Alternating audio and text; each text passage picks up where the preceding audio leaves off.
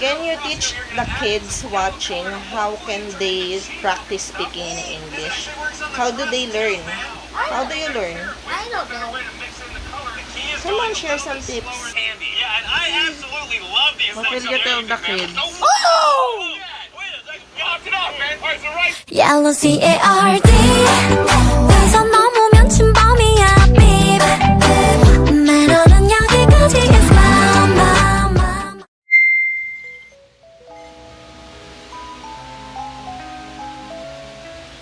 Annyeonghaseyo! Hi everyone, this is me, Mrs. Blair Silva, and welcome back to my channel. Today I'm doing a home vlog because all of us have no choice but to stay at home dahil nga po sa coronavirus, and I hope that everyone are safe sa mga family members natin. So yun, for today, I decided to share some tips on how to train your children to speak in English, because one of the hot topics yan ngayon kung kailan mag-start yung school year natin. So if you are a mom like me and you're worried about schooling of your children, because of course gusto natin syempre yung lagi silang natututo, diba?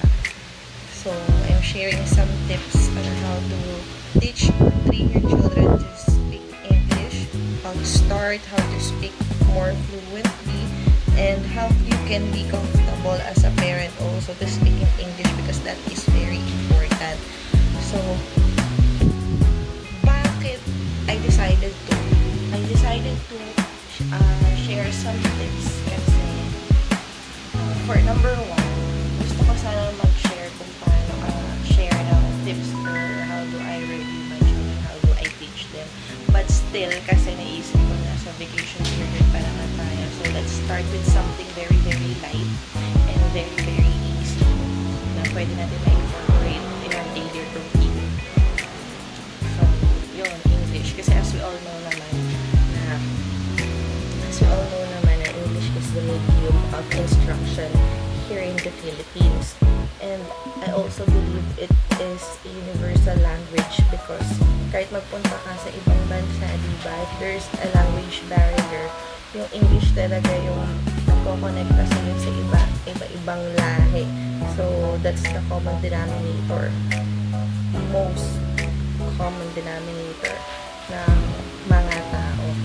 So, ayun, alam ko naman, like for me, for example, ako, hindi naman ako native English speaker talaga. So, natuto na lang ako sa school. And yung mga application ko ng English language is more on writing and more on academics. Yun, doon ko lang siya mostly na-apply. Tsaka ngayon na nag-work na ako, yun. Pero on a daily basis, hindi kasi. So, yun yung naging goal ko for my kids, na yung English language is hindi lang maging theoretical sa kanila or more on an academical thing, but gusto ko maging comfortable sila mag-speak in English in a daily basis. Yun.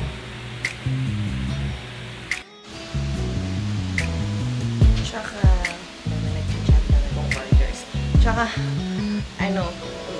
medyo tamad din talaga akong magturo sa mga kids ko. So, hindi ako yung kind of mom na magsyaga talaga na, for example, sa writing, memorization, na I will sit with my kid and teach them.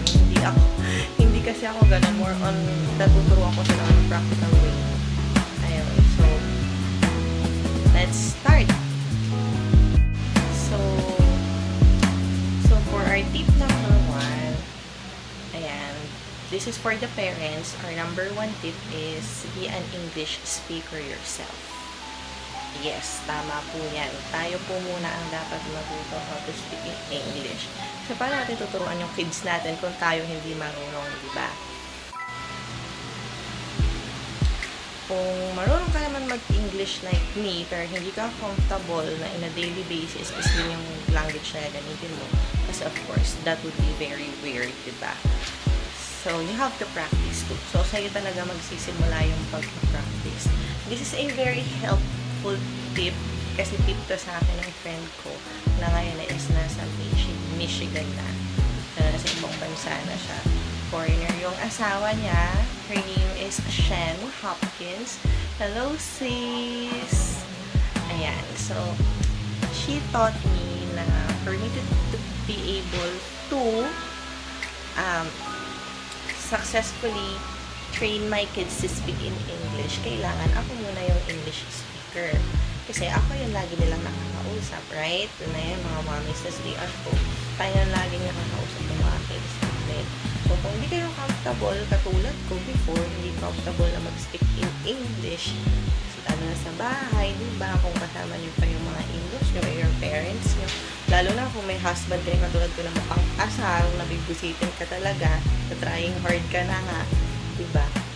That would be very hard. But, kailangan mo talagang pilitin yung sarili mo. At, yun lang isa sa mga pinakamahirap na challenge. Kasi yung sarili mo yung matulungin. Well, so, ang isa pa sa mga effective way para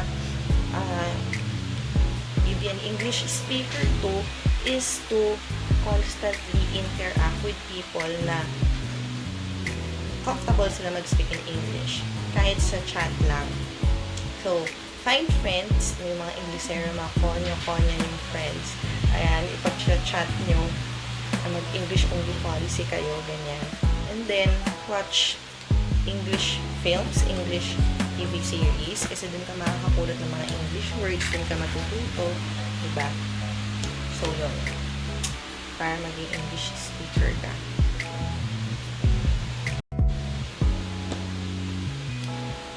Tip number 2. Ito very effective to sa mga bata ngayon. Most children nowadays, dahil sa cable, sa Cartoon Network, Nickelodeon, you were able to speak in English, especially kung iwanan mo lang yung kids mo na nakatutok sa TV.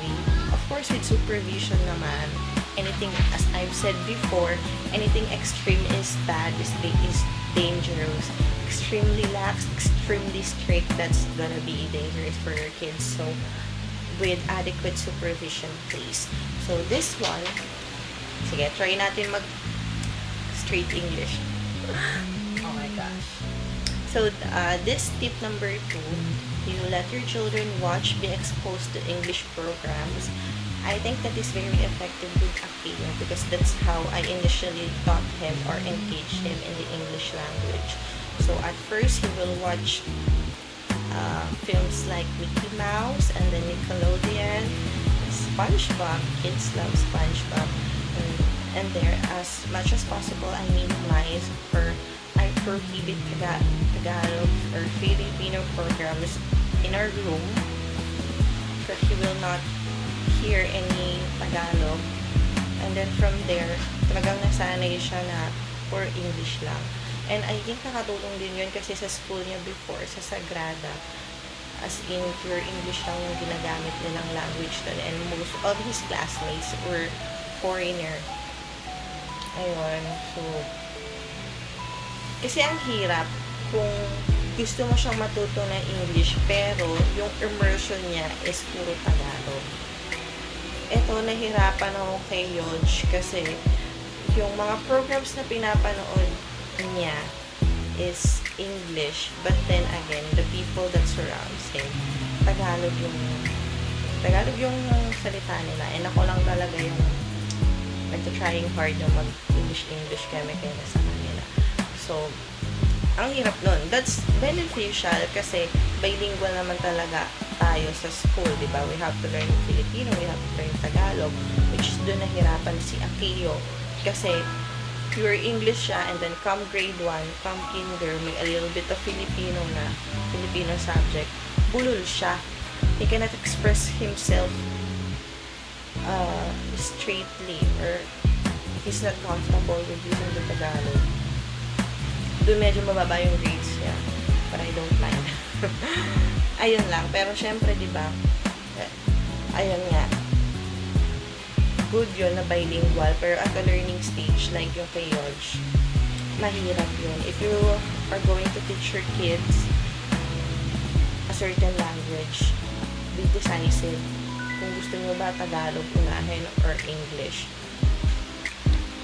Kasi katulad kay Yodge, medyo na-late siya magsalita kasi na napapagbuse siya sa language na gagamitin niya. So, you have to really decide kung ano yung gagamitin mo all throughout the language sa kanya na magiging mother tongue niya. Well, as for Yodge, na-mix-mix na siya talaga. So, bulo na siya mag-English, bulo siya mag-Tagalog, which is, I'm working out now. So, trying hard na naman ulit ako mag-English. Kay Aki, successful yung pagiging bilingual niya. So, he can fluently speaks in English. He is fluent in Tagalog as well. Yung Tagalog, konting polishing pa. Pero, I think that's good enough because I will no longer teach him how to speak Tagalog. Yung ano na lang talaga niya sa school na talaga. I think he's more comfortable with speaking of English. So, yun. Kahit marunong na sila mag-English, don't stop. Don't stop, mommies, don't stop.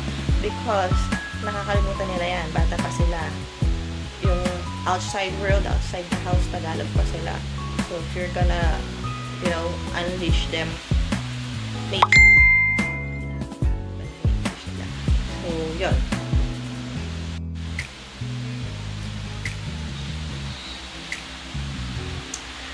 Tip number 3 is read books. Yan. Diyan naman ako natuto. As far as I remember, my mom always say, mahilig kasi ako mag-drawing. Eh si mami hindi naman niya na-appreciate yung art na ganun. More on si mami kasi talagang gusto niya yung nag-aaral ka, more on academics kasi yung mami. So, naalala ko pa ng bata ko lang yung sinasabi sa akin na it's not important if you're beautiful, but if you're not witty, if you're not smart, that's nothing. So, doon ako na challenge na magbasa. Hindi pa uso yung mga, wala naman kaming masyadong books doon. So, ang available lang is yung encyclopedia, dictionary. Yun talaga yung lagi kong binabasa. So, everyday, 1 page. Kahit di ko naintindihan yung mga words, basa, yan. Kaya natutuwa ako. And then, that's when my love for books, for reading, really started. So, my tips for mommies is to enjoy reading with kids. If there's no time in the day for you to read with your kids, especially, syempre dun sa mga grade school na, halos ubos na yung araw nila sa school. Minsan ako, nahihiya ako sa anak ko na tuturuan ko pa pagdating ng bahay. Para kasi hindi na nila na-enjoy yung kabataan nila. And ayaw kasing masyado sila mag-focus on academics nila. So, ang ginagawa ko ngayon na both school age na sila is bedtime stories. So, alternate yon. So, for example, on a Monday, I'll be reading the book. And the next day, I will ask them to tell me the story without reading the book. In English, of course. As much as possible, I also want them to develop love for reading, because no matter how modernized or technological our age has come or will be in the future, books will always be an important player when it comes to knowledge acquisition. So, for starters, kung gusto nyo turuan ng English yung kids mo, I require na mag-print kayo ng ganito. Ito nahingi ko lang ito sa isang mommy before sa Sagrada. Pero very useful siya.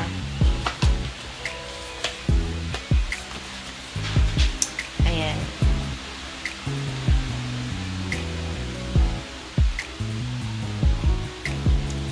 For mommies, don't force your kids to study like 1 hour, 30 minutes. That's too long. That's gonna be too long. So, kasi maiksi pa yung attention span nila, especially if hindi pa sila inclined that di pa nila na-enjoy. So, give it 5 minutes, 10 minutes, or 15 minutes the most. Pag tinopak na sila, huwag mo nang pilitin kasi lalo silang mawawala ng gana. So, always incorporate challenge or play kasi yun na na-enjoy nila. So, this is a sample of reading materials that I have for Akio and Yodge. Ayan. So, bag, ham, bat, leg. So, ayun. Lukot na. Kung makikita nyo rin, ba yun? Kung makikita nyo rin, meron ng mga check marks yung mga kaya na nila. Ayan, madadali lang din. Yung iba, alam kong mahihirapan pa sila. Hindi ko pinababasa. Ayan, short sentences. Ayan. I don't know, maybe siguro mas nag-enjoy lang din ako sa English, kaya ito rin yung kaya ko ituro sa kanila. Pero pag math, naku po, daddy na lang nila.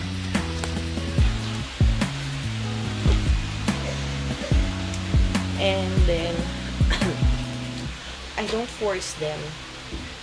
Slowly yan, hindi naman nila agad yan matututunan or magugustuhan. So, be gentle and patient with your kids because our kids are unique beings. So, they have their own timeline, they have their own phase of progress. So, yung chapter 1 ng isa, wag mo i-compare sa chapter 5 ng isang bata. Yun lang, mommies.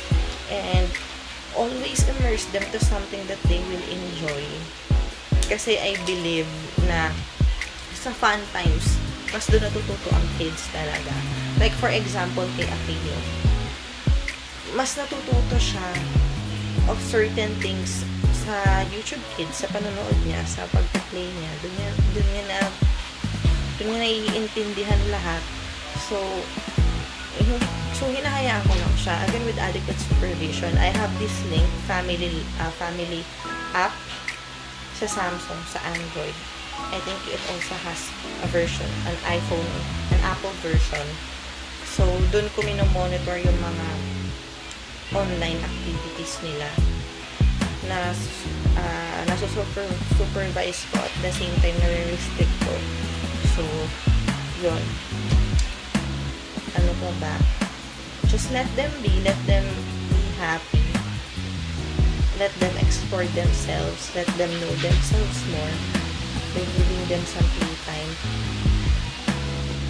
And at the same time, incorporate learning time. So, bahala na kayo sa creativity nyo kung paano nyo gagawin yon.